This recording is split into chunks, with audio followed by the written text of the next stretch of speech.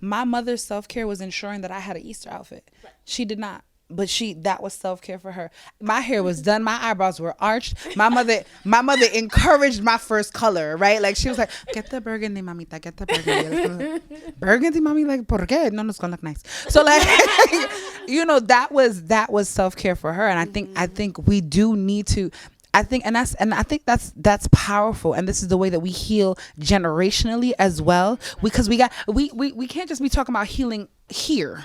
What does it mean for us to heal and go back? Or what does it mean for us to receive our parents, our grandparents healing? I understand what healing meant for them. What is it for us to hold space? Like earlier, a friend of mine talked about how we have to be disrespectful sometimes in breaking down the narratives of our old heads.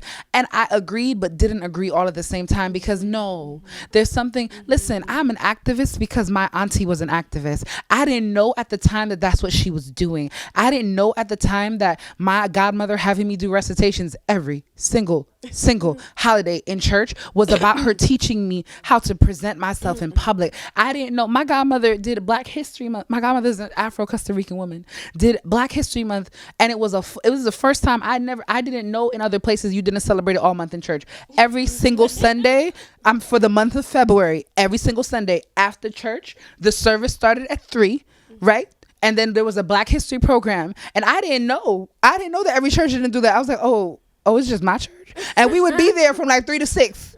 Black history learning, right? So like, we can't throw out the baby with the bathwater. We gotta, because when they see us hold on to the things that matter to them, they can receive what we are saying, right? So you can't talk to me about pelo malo. Don't do that. You can't ask me when you haven't seen me in like 2-3 years. If the first question can't be, do you want to perm your hair? That's not the question. But I also have to create the space for you to hear that. So I have to let you know, listen, I'm doing this work because you did it. Like, your mother was the radical. My aunt is a force to be reckoned with. Like, Dia del Negro Afro-Costarricense in Costa Rica, like, her and her committee they be planning it. She's like, yeah, we start in January. Oh, okay. No, and that day Right. is lit. I went. No, it's lit. Like, I want to be clear. It's lit. Like, they marching. They got head wraps. It's 98 degrees, but you out there, you're good turban. Like, it's lit. I haven't even been yet. The good one. The good turban. Listen, No, like the one. As you were talking, generational healing, right? And the elders passing on what they've been conditioned and things that they know may protect you, or what they thought was protection from the outside world. Right. Yes, marry someone light, or yes, straighten your hair, because they're trying to shield you from what that they pain lived. that they know will come if you don't conform. So Right. that was their way of protecting us. You're an activist because your elders were activists, but maybe you're an activist because they weren't. Right. You know? And so I remember my mother told me a month, and this was like probably my proudest moment. My mother goes, "You're living the life I wanted to live." And I was just like, wow. Because she had me at a very young age.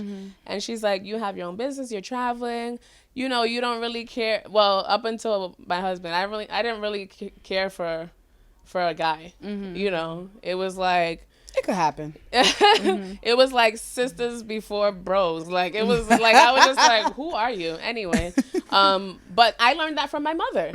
I learned that from my mother. And so in being me, and existing and doing, she allowed me that space to not have had to, you know, my grandmother's thinking of a job is 9 to 5. Right. It took up until now for her to realize what being a business owner is, what making my own hours looks like, you know. Yes, exactly. My grandma made me. Shameless plug. No, yes, Black mama. No, but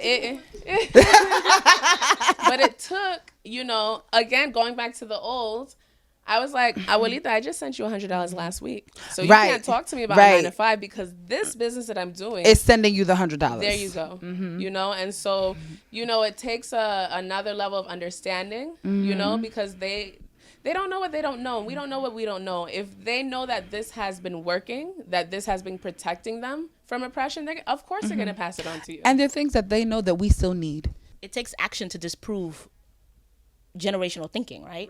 So when you are able to tell your abuela, I sent you $100 because I have my own business, that's what's going to change your perspective. But she, you know, for you to be talking about the $100 that you might be able to send her, right? That ain't really helping her because your grandma don't eat air, right? So it's like really being able to also be committed to doing this work, right? Even when it's hard, because it can be really challenging. But like the commitment that we have, I think, is part of the healing. Absolutely.